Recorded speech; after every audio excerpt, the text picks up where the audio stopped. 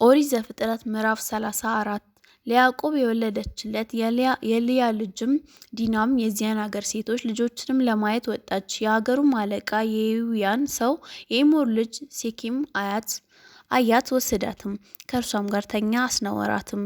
ልቦናውም በያዕቆብ ልጅ በዲና ፍቅር ተነደፈ። ብላቴናይቱም ወደዳት፣ ልቧንም ደስ በሚያሰኛት ነገር ተናገራት። ሴኬምም አባቱን ኤሞርን ይህችን ብላቴና አጋባኝ ብሎ ነገረው። ያዕቆብም ልጁን ዲናን እንዳስነወራት ሰማ። ልጆቹንም ከከብቶቻቸው ጋር በምድረ በዳ ነበሩ። ያዕቆብም እስኪመጡ ድረስ ዝም አለ። የሴኬም አባት ኤሞርም ይነግረው ዘንድ ወደ ያዕቆብ ወጣ። ያዕቆብም ልጆች ይህንንም በሰሙ ጊዜ በምድረ በዳ መጡ። ያዕቆብም ልጅ በመተኛቱ በእስራኤል ላይ ስንፍናን ስላደረገ አዘኑ፣ እጅግም ተቆጡ። እንዲህም አይደረግም። ኤሞርም እንዲህ ብሎ ነገራቸው፣ ልጄ ሴኬም በልጃችሁ በፍቅር ልቡ ተነድፏል። ሚስት እንድትሆነው እባካችሁ እርሷን ስጡት፣ ጋብቶቹም ሁኑን። ሴቶች ልጆቻችሁን ስጡን፣ እናንተም የእኛን የሴት ልጆች ውሰዱ፣ ከእኛም ጋር ተቀመጡ። ምድሪቱን በፊታችሁ ኑሩባት፣ ንገዱ፣ ግዟትም።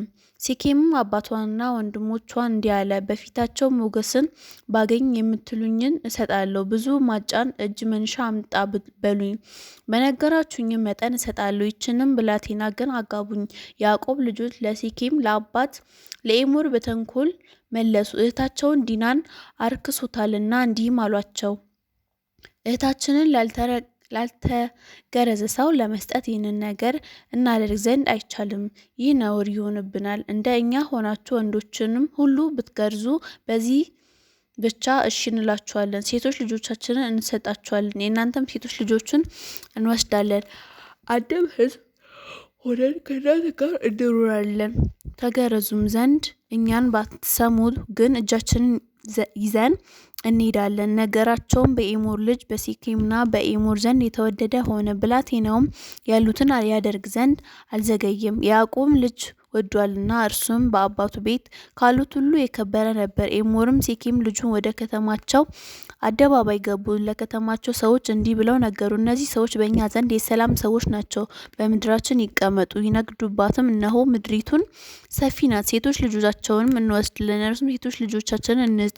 ነገር ግን አንድ ሕዝብ ሆነን ከእኛ ጋር ይቀመጡ ዘንድ በዚህ ነገር ብቻ እሺ ይሉናል። እነርሱም እንደተገረዙ ወንዶቻችንን ሁሉ ብንገርዝ፣ ከብቶቻቸውንም ያላቸውም ሁሉ እንስሶቻቸውንም ያላቸውም ሁሉ በዚህ ነገር ብቻ እሺ ያልናቸው እንደሆነ ከኛ ጋር ይቀመጣሉ።